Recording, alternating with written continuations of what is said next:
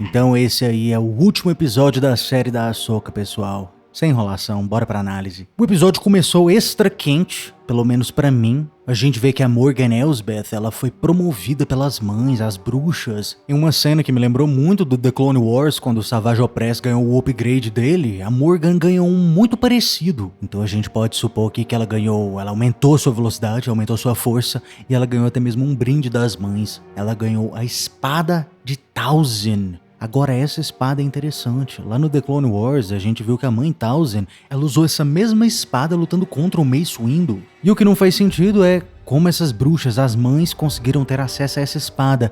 A conclusão que eu consigo chegar aqui é que o nome Talzin provavelmente não é o nome da mãe Talzin. O Talzin, se brincar, é provavelmente também um outro título. Ou é isso, ou essas bruxas literalmente teletransportaram a espada da mãe Talzin. Depois disso, a gente vê o Ezra construindo um novo sabre de luz, como eu já imaginava. E ele constrói um inspirado assim altamente no sabre de luz que ele tinha, com um pouquinho do sabre de luz do Kanan Jarrus. O Huyang, inclusive, menciona que ensinou o Kanan Jarrus, o Caleb, como era o nome dele antes da Ordem 66. O Huyang ensinou ele a construir o sabre de luz dele. O Ezra não entendeu. O Huyang não falou a idade que ele tem, mas a gente sabe que o Huyang tem 25 mil anos de idade. Ou seja, 99% dos Jedi que já existiram por aí, já passaram na mão dele. O Yang também explicou porque que a relação ali da Sabine com a Ahsoka não deu muito certo como mestre e aprendiz. Depois da bagunça que aconteceu lá em Mandalore, né, o purgo de Mandalore, o povo que morreu lá. Consequentemente, a Ahsoka ficou com medo de continuar treinando a Sabine com toda essa escuridão dentro dela, de perder a família dela, o povo dela. Depois disso, a Sabine conversando com a Ahsoka, a gente vê que a Ahsoka não tá com raiva da Sabine de ter entregado o mapa pro Baylan. Em vez disso, a Ahsoka disse que, assim como o Anakin Skywalker era com ela no passado, Anakin sempre ficava do lado dela. De agora em diante, a Ahsoka também vai sempre ficar do lado da Sabine. Isso daqui é extremamente real. Durante as Guerras Clônicas, quando a Berzov fez aquele ataque lá, o ataque terrorista no Templo Jedi, a única pessoa que ficou do lado da Ahsoka foi o Anakin Skywalker. Loguinho depois disso, aparecem os caças TIE que o Grão-Almirante Thrawn tinha enviado atrás desse pessoal. E esses TIEs aqui já começa a ficar meio esquisito esse episódio. Esses TIE Fighters Elite do Grão-Almirante Thrawn, eles passam 3 vezes na nave da Ahsoka, na nave do Huyang, 3 vezes. E apenas uma vez eles conseguem acertar no que parece ser a base da sorte, né? Eles acertam a traseira ali, os estabilizadores da nave. Esses daqui são os pilotos do Thrawn e a nave tava quase, praticamente assim, parada. Tava andando extremamente lento. E ainda assim eles custaram atingir essa nave. A Sabine consegue ali ganhar uma potência emergencial, lança a nave deles contra os TIE Fighters. E aqui a gente vê a maior fraqueza dos TIE Fighters, né? Eles têm uma proteção muito fraca, então eles explodem no ar. Agora, sem uma nave, o pessoal atrasados novamente, né? E extremamente preocupados com o pessoal local, que é os Nott. Os caranguejinhos aqui, eu realmente não entendi porque que eles ainda estão com os Nott. Os Nott são nativos desse planeta, eles não iam embora. Então por que a Ahsoka e o pessoal tá junto com eles e tá reduzindo a velocidade deles? Eu sinceramente não sei. Os Nott então ficam para ajudar o Huyang a fazer os reparos. A Ahsoka, o Ezra e a Sabine sobem nas suas montarias e vão atrás da Quimera. Cavalgando em direção à Quimera, o Ezra fala algo muito interessante, muito revelador.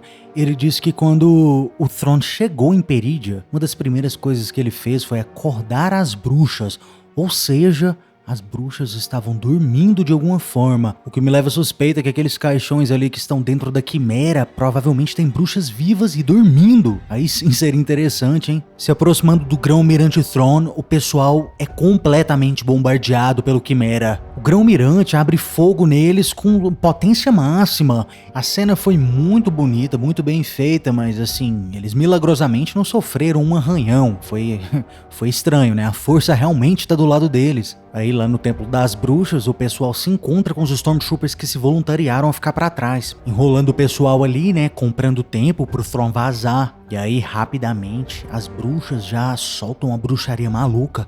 E aí os Stormtroopers, a gente tava assim, metadinha correta, eles não eram Stormtroopers de gás, mas aí as bruxas injetaram o gás neles, os Stormtroopers todos levantaram, full zumbi, full controlado por bruxarias, e aí o pessoal já não aguentou a pressão, né? Eles realmente ali, aí eles ficaram quase imortais mesmo, os Stormtroopers. Mas ainda assim, não foi o suficiente. O Ezra, Sabine e a Ahsoka ainda assim estavam avançando rápidos demais, subindo rápido demais nesse templo, e aí o Grão-Mirante, ele viu que é necessário fazer um sacrifício ali. Então ele escolheu a Morgan Elsbeth. Ela estava turbinada agora com bruxarias, então o Thrawn colocou ela para fazer um sacrifício, para comprar tempo pro pessoal. A Morgan então encara a Ahsoka, o outro pessoal passa pela Morgan, eu achei que ela ia pegar todo mundo, mas aí o Ezra e a Sabine sobem lá em cima e a gente dá de cara com os Death Troopers, que já estão dead. Então aqui é os mortos Troopers. E aqui durante essa luta também fica complicadinho, porque tem gente que vai amar e tem gente que vai odiar.